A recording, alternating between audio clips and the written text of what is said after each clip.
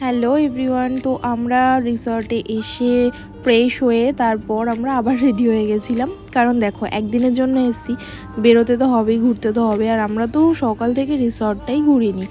আর ঘুরিনি কেন, তার কারণ জানো? কারণ এই যে রাতের বেলায় এর ভিউটা, এই ভিউটাই নেব বলে আমরা সেভাবে আর ঘোরা হয়নি।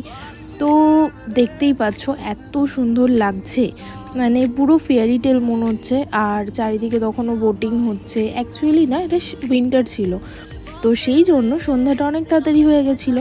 মনে হচ্ছিলো অনেক বাজে, বাট তখন কিন্তু বেশি টাইম বাজে না।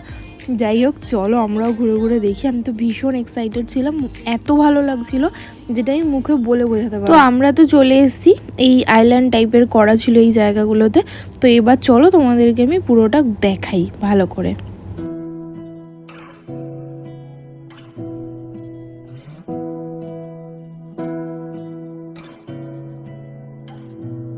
তোমাকে না লেখা চিঠিটা ডাক বাক্সের এক কোণে, সাদা খামের না লেখা নাম এঁকেছে তার গানে।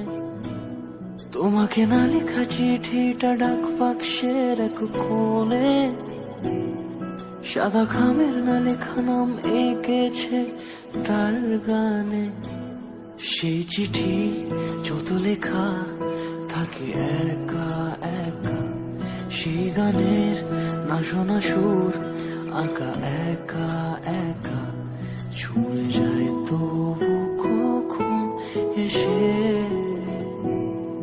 যদি বলি সে সবই তোমারই। তো এবার আমরা চলে এসেছি এখানের আর একটা পার্টে, সেটা ছিল পুরো পার্ক। এটা বাচ্চাদের জন্য বেসিক্যালি। এখানে সুন্দর সুন্দর সব কিছু ছিল, করা দোলনা ছিল বাচ্চাদের, দেখতেই পাচ্ছ। তো আমরাও একটু এসে ওই বাচ্চা হয়ে গেছি আর কি, দুজনেই মজা করে একটু দোলনা চড়ছিলাম। আর লোকজন তো ছিল, দেখতেই পাচ্ছ।